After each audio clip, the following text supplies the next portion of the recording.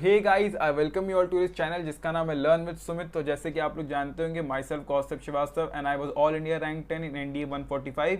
आप लोग के कुछ क्वेश्चंस, कुछ गाइडेंस अपने एक्सपीरियंस के बेसिस पे मैं इस चैनल के मीडियम से देने की कोशिश करता हूं। And there was a similar question जो कि कई बच्चे पूछ रहे थे, क्योंकि एग्जाम पास आ रहा है तो ये क्वेश्चन काफ़ी ऑब्वियस भी था कि हाउ टू रिवाइज मैथ्स। ठीक है, तो यार ये मैथ्स रिवाइज करने की कोई टेक्निक नहीं होती है अलग से, बट हाँ कुछ तरीके होते हैं जिससे कि आप अपना स्कोर मैक्सिमाइज कर सकते हैं। इसलिए मैंने एक शॉर्ट वीडियो बनाया। ठीक है, this is an ideal technique to revise all your chapters without those revision videos जो आपको नेट पे मिलते हैं, या फिर रिवीजन मॉड्यूल्स या रिवीजन बुक्स जो आपको खरीदनी पड़ती है, उनकी ज़रूरत नहीं है। ठीक है, जहाँ से आप पढ़ते हो उसी के, अगर जिस पाथ से आप गए हो उसी पाथ से दोबारा जाओगे, उसी को रिवीजन टेक्निक कहते हैं।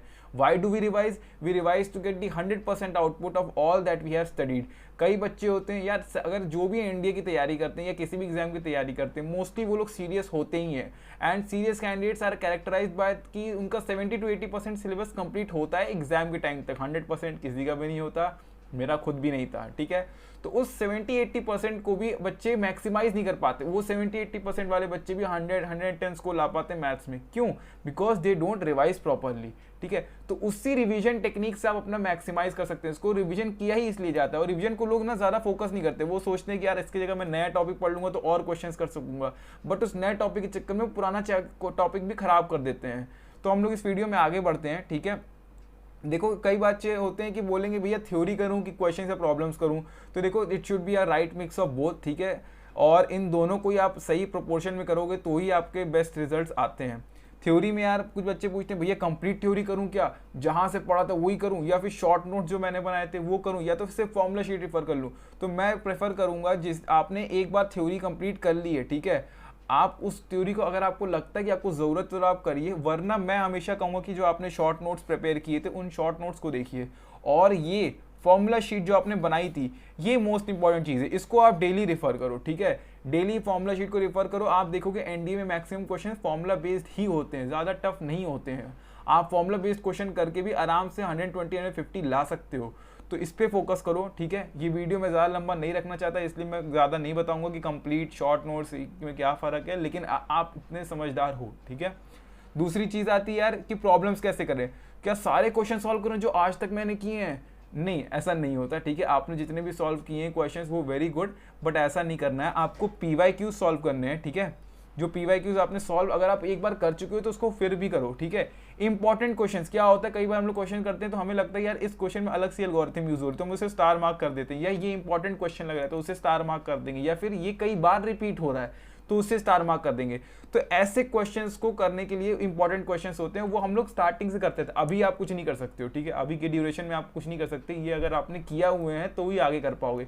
और होते हैं कुछ कोचिंग नोट्स, कोचिंग में जो बच्चे पढ़ते होते हैं, ठीक है, या कहीं से और पढ़ते होते हैं, पढ़ते तो आप लोग सभी हो। ठीक है, यूट्यूब के तो सिर्फ बेसिस पे नहीं रहते हो, कुछ लोग रहते भी हैं, तो वो भी मेरे वीडियोस देखे होंगे तो उन्होंने पढ़े ही होंगे। तो जो कोचिंग नोट्स होते हैं उनको रेफर कर सकते हो। बट हाँ, कोचिंग नोट्स को भी रेफर करने की एक टेक्निक होती है। 90% ऑफ द कोचिंग्स आपको ये मोटी बंडल दे देती हैं, उसका कोई मैटर नहीं होता। ठीक है, आपने कहीं शॉर्ट नोट्स बनाए होंगे उनको रेफर करो। मैं फिर कहूँगा short notes, formula sheet and important questions, और ये PYQs, ये 4 चीज़ कर लो, आपका रिविजन इज फेयर इनफ। ठीक है, आप आराम से कर लोगे, हर चीज़ कर लोगे। ठीक है, व्हाट टू रिफर। ठीक है, मैं भैया क्या रिफर करूं, कैसे करूं? देखो everybody has a different level of preparation. ठीक है ना, सबकी कोई अभी कहाँ पे होगा, मैंने एक वीडियो बनाई भी थी उसके लिए। एंड देयरफॉर अकॉर्डिंगली आपको रिवाइज करना होता है। मैं बस आपको एक टेम्पलेट दे सकता हूँ, एक मैं अपनी टेक्निक बता सकता हूँ मैं कैसे रिवाइज करता था। ठीक है, तो आप उसको कर सकते हो। इसलिए टेक्निक इंपॉर्टेंट क्यों है, क्योंकि यार देखो सिर्फ मैथ्स नहीं पूछेगा, तुम्हें गैट भी पूछेगा। गैट का पोर्शन ज़्यादा होता है मैथ्स से, लेकिन मैथ्स का सेक्शनल कट ऑफ भी होता है, और मैथ्स से आपकी रैंक भी बनाती है। तो ये कुछ चीज़ें हैं जो मैथ्स को इंपॉर्टेंस दे रही है, क्योंकि गैट मोर और लेस सबके सेम ही मार्क्स आते हैं। ठीक है, कोई डिफरेंस नहीं होता ज़्यादा उसमें। तो टेक्निक पे बढ़ते हैं यार। टेक्निक क्या है, थोड़ी सी सिचुएशन ही है बस। देखो if you have T hours मतलब अगर आप 3 घंटा देते हो तो इसको 3 रख देना, 4 घंटे देते हो 4 घंटे रख देना। मैथ्स स्टूडेंट हो, इतना अलजेब्रा तो जानते ही होगे। तो यार उसमें से 1/3 टाइम और 2/3 टाइम दोनों को अलग कर दो। अगर ये 3 आवर्स तुम देते हो, ठीक है, तो 1 आवर इधर कर दो और 2 आवर इधर कर दो। ये हैं अक्टूबर से करने वाली टू नवंबर तक। नवंबर 1 के बाद अलग स्ट्रैटेजी होगी। ठीक है, अक्टूबर से नवंबर के बीच में क्या करना है आपको, 1/3 ऑफ द आवर्स जो आपने रिवाइज करने हैं ओल्ड कॉन्सेप्ट, जो भी आपने चैप्टर्स कर चुके हैं। ठीक है, कोई भी चैप्टर जो आपने कर चुके हैं, आप 5-10 चैप्टर उनको नोट करो कहीं पे। ठीक है, इन चैप्टर्स को आपको रोज ओल्ड कॉन्सेप्ट को रिवाइज करना है। जो इंपॉर्टेंट क्वेश्चंस हैं उनको करना है। इंपॉर्टेंट क्वेश्चन मैंने बताया जो स्टार मार्क थे, ठीक है, नहीं किए थे तो PYQs करो और कुछ नहीं करना, ठीक है, इन्हीं को रिपीटेडली करते रहो, ठीक है।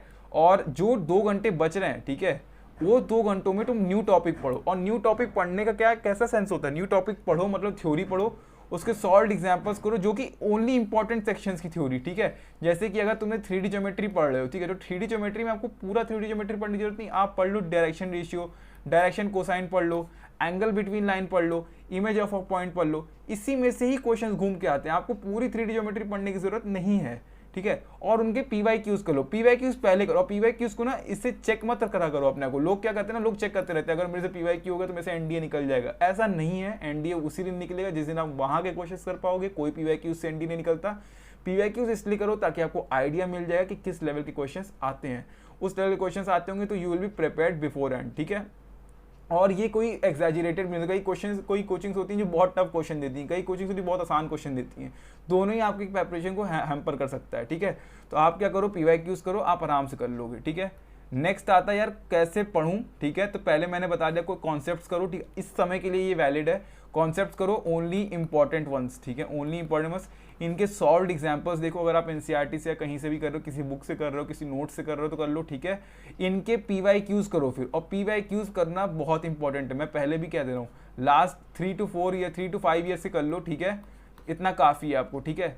PYQs कर लो, इसके बाद फॉर्मूला शीट बनाना। फॉर्मूला शीट पहले ही मत बनाना, फॉर्मूला शीट पहले बनाओगे तो तुम्हें कई सारे फॉर्मूले दिखेंगे, लेकिन जब PYQs कर लोगे ना तो तुम्हें पता चलेगा अच्छा ये फॉर्मूला यूज़ का नहीं है, ये तो ऐसे ही फालतू को दे दिया, ये यूज़ का नहीं। तो एक फॉर्मूला शीट बनाओ और भाई फिर ये तुम्हारा रामबाण है। जितने दिन बचे हैं इसको रिवाइज करते रहो, जितनी बार रिवाइज कर सकते हो उतनी बार रिवाइज करो। ये दिमाग में धस गया ना अगर, फॉर्मूला शीट खत्म है। और फॉर्मूला शीट किसी स्टूडेंट के बेसिस पे मत जाओ कि उसने किया इसने किया, जब तक आप फॉर्मूला शीट खुद से नहीं करोगे ना तब तक नहीं कर पाओगे, ठीक है। तो इसको करते रहो और आगे बढ़ते हैं यार। फिर फ्रॉम नवंबर 1, ये तो अक्टूबर से नवंबर तक की हुई कि आप नई चीज़ें कर सकते हो। From November 1 all time to revision, अगर आप T आवर 3 घंटा दे रहे हो तो 3 घंटे का रिवीजन ही करोगे, ठीक है। Revise your formula sheets daily, जो भी तुमने इस ड्यूरेशन बनाई थी, पहले बनाई थी, उनको डेली रिवाइज करो, जितनी बार हो सकता है रिवाइज करो। फॉर्मूला बेस्ड क्वेश्चंस नहीं छूटने चाहिए चाहे जो हो जाए। अगर आपने फॉर्मूला बेस्ड क्वेश्चन कर दिए तो आपके 150 to 180 कहीं नहीं गए हैं, ठीक है। डू ओनली PYQs, क्वेश्चंस के लिए आपको सिर्फ PYQs करने की जरूरत है और कुछ मत करना। And solve full length mock test, ठीक है ना। अब क्या होता है ना, हर चीज़ में बच्चों की कमी ढूंढने की एक आदत होती है। तो अगर मैं ये बताता हूँ तो मेरे से अगला सवाल ये आता है भैया फुल लेंथ मॉक टेस्ट कहाँ से करें। अरे फुल लेंथ मॉक टेस्ट के लिए आपको कोई चीज़ एनरोल करने की कहीं ज़रूरत थोड़ी ना है।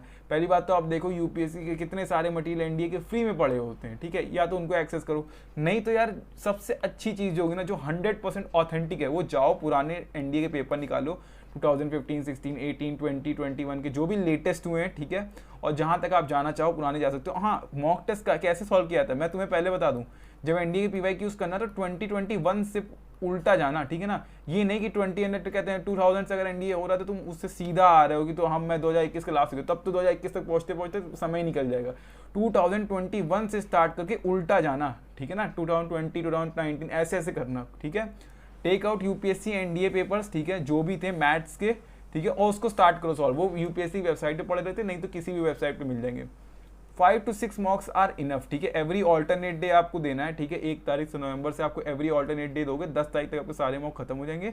और 11-12 तारीख के बाद कुछ करने की कोशिश मत करना, रिलैक्स। 14 को शायद पेपर है, 13 को एकदम रिलैक्स करना, 12 को मैं कहूँगा एकदम रिलैक्स करना। Only refer to your formula sheets and you can go for some other publication also. अगर आपको लग रहा है कि आपने ये सब कर लिया है तो आप दूसरे पब्लिकेशन के जाके बुक खरीद सकते हो, उनमें मॉक टेस्ट पड़े होते हैं, ठीक है। अगर मुझे दिखेंगे और तो मैं टेलीग्राम चैनल पे अपने अपलोड करने की कोशिश करूँगा, ठीक है। नीचे टेलीग्राम चैनल का लिंक दिया हुआ, उसको ज्वाइन कर लेना। लिंक ट्री नाम से होगा, उसमें LWS maths with Kaustubh channel का नाम है, ठीक है ना। LWS मैथ्स बाय कौस्तुभ, ठीक है, ये चैनल का नाम है। तो इस पर ज्वाइन कर लेना और आपको मिल जाएगा। राइटिंग थोड़ी ख़राब हो सकती है यार, ये पता नहीं आज पेन क्यों नहीं काम कर रहा ढंग से, ठीक है। तो इसको ज्वाइन कर लेना। बाकी यार मैंने बता दिया। और एक चीज़ और अभी के लिए एक एडवाइस यार, डोंट ओवर डू थिंग्स। ये मत करो कि मैं ये भी कर लूँ, मैं वो भी कर लूँ। ये होती है टेंडेंसी स्टूडेंट्स की, ये मेरी भी थी, ये सबकी होती है, ठीक है। छोड़ दो उन चीज़ों को, मेरे कोई बताने वाला नहीं था इसलिए मैंने गलतियाँ की हैं, बट तुम्हें तो मैं बता रहा हूँ ना, ठीक है, एटलीस्ट जो ये वीडियो देख रहे हैं। तो don't overdo things, relax, nobody except UPSC knows how the paper will be, ठीक है ना, किसी को नहीं पता है। कुछ लोग कहेंगे ट्रेंड एनालिसिस ये है, ये क्वेश्चन होने चाहिए, ऐसा नहीं। उस दिन जाओ पेपर दो, वही बता सकता है कि तुम्हारा पेपर कैसे हुआ, ठीक है। Just believe in your preparation. कभी ये मत सोचना कि मेरी प्रिपरेशन कम है इसलिए मैं पेपर ना दूं या ऐसा। आराम से अपना प्रिपरेशन जितना भी है बहुत है, ठीक है। जाओ उस दिन पेपर में दो, आराम से कर लोगे क्लियर, ठीक है। इतना टफ नहीं होता जितना तुम लोग सोचते हो, ठीक है। एंड गिव योर बेस्ट, ठीक है। गर्ल्स का भी यही है कि क्या है कि उनको अभी अभी मौका मिला है तो वो लोग डर रहे हैं कि मैं दूं या ना दूं या अगली बार दूं। भाई इसी बार से शुरुआत होती है, ठीक है। शुरुआत हमेशा आज से होती, कल कभी आता ही नहीं, टुमारो नेवर कम्स, ठीक है। तो वही वाली बात है यार, मैं यही एडवाइस कर सकता हूँ। बाकी रिलैक्स करो, इतना पैनिक होने की ज़रूरत नहीं है, ठीक है। ये नहीं कि 20-20 घंटा पढ़ने लगे ऐसा कुछ, ठीक है। आप पढ़ सकते हो तो कोई बात नहीं, पढ़ो, मैं मना नहीं करूँगा। बट हाँ, डोंट ओवर डू थिंग्स। ऐसा नहीं हो कि आप एग्जाम में जाके सो रहे हो या आप कंफ्यूज हो रहे हो हर चीज़ों में। Sleep is also very very important, ठीक है ना। और सेल्फ प्रैक्टिस से ही नंबर आते हैं, याद रखना। सेल्फ प्रैक्टिस से ही नंबर आते हैं। यूट्यूब पे 10 वीडियो देख लिए 10 चैप्टर के, तो इसका मतलब ये नहीं कि आपको 10 चैप्टर आ गए, जब तक आपने खुद से प्रैक्टिस नहीं की है।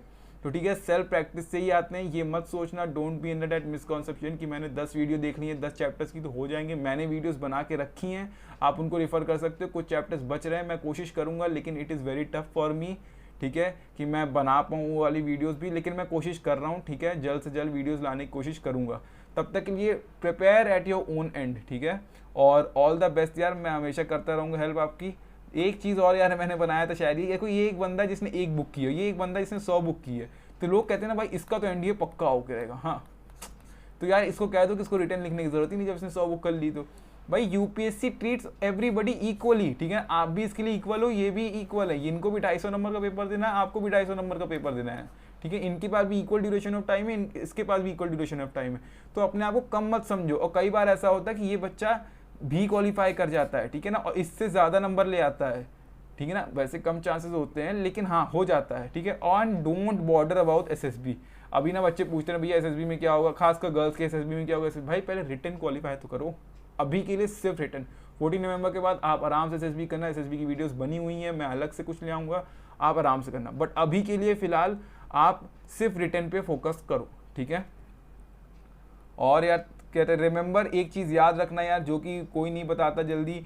मैं ऐसा नहीं कि मैं मैथ्स का देखता हूँ तो मैं सिर्फ मैथ्स को ही कहते हैं प्रोपेगेंडा क्रिएट करूँ। Remember NDA is equal to maths plus GAT written part. तो सिर्फ मैथ्स करने से कुछ नहीं होगा जब तक आप गैट भी नहीं करते, ठीक है। तो डोंट इग्नोर एनी सेक्शन। मैं ये नहीं कहूँगा कि आप सिर्फ मैथ करते रहो, मैथ करो, लेकिन गैट भी उतना ही फोकस के साथ करो, ठीक है। हमें एनडीए निकालना है, हमें मैथ्स का मास्टर नहीं बनना, इतना याद रखना, ठीक है। तब तक के लिए यार ये शायद ख़त्म हो गया। ऑल द बेस्ट, ठीक है ना। लाइक कमेंट सब्सक्राइब कर देना एंड डोंट पैनिक। मैं जितना भी कोशिश कर पा रहा हूँ, मैं हर चीज़ करने की कोशिश कर रहा हूँ, जो भी आपके डाउट्स हैं, ठीक है। तब तक के लिए ऑल द बेस्ट, जय हिंद।